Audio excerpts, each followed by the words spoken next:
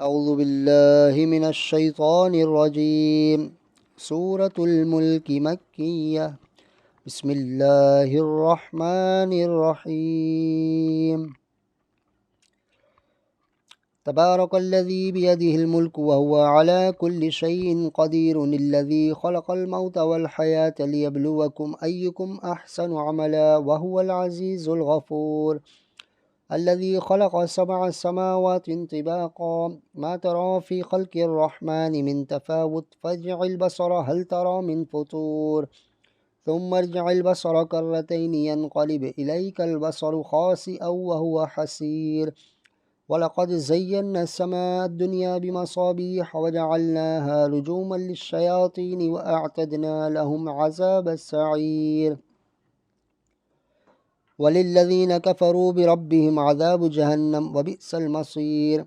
إذا ألقوا فيها سمعوا لها شهيقا وهي تفور، تكاد تميز من الغيظ، كلما ألقي فيها فوج سألهم خزنتها ألم يأتكم نذير، قالوا بلى قد جاءنا نذير فكذبنا وقلنا ما نزل الله من شيء إن أنتم إلا في ضلال كبير.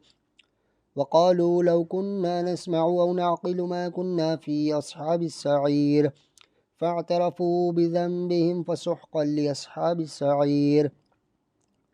إن الذين يخشون ربهم بالغيب لهم مغفرة وأجر كبير. وأسروا قولكم أو اجهروا به إنه عليم بذات الصدور، ألا يعلم من خلق وهو اللطيف الخبير. هو الذي جعل لكم الأرض ذلولا فامشوا في مناكبها وكلوا من رزقه وإليه النشور. أأمنتم من في السماء أن يخسف بكم الأرض فإذا هي تمور، أم أمنتم من في السماء أن يرسل عليكم حاصبا، فستعلمون كيف نذير. ولقد كذب الذين من قبلهم فكيف كان نكير. أولم يروا إلى الطير فوقهم صافات ويقبض ما يمسكهن إلا الرحمن إنه بكل شيء بصير. أمن هذا الذي هو جند لكم ينصركم من دون الرحمن إن الكافرون إلا في غرور. أمن هذا الذي يرزقكم إن أمسك رزقه بل لجوا في عتو ونفور. أفمن يمشي مكبا على وجهه أهدى من يمشي سويا على صراط مستقيم. قل هو الذي ينشأكم وجعل لكم السمع والأبصار والأفئدة قليلا ما تشكرون. قل هو الذي ذرأكم في الأرض وإليه تحشرون. ويقولون متى هذا الوعد إن كنتم صادقين. قل إنما العلم عند الله وإنما أنا نذير مبين.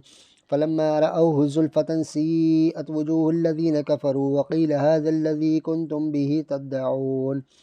قل أرأيتم إن أهلكني الله ومن معي أو رحمنا فمن يجير الكافرين من عذاب أليم. قل هو الرحمن وآمنا به وعليه توكلنا فستعلمون من هو في ضلال مبين. قل أرأيتم إن أصبح ماؤكم غورا فمن يأتيكم بماء معين. صدق الله العظيم.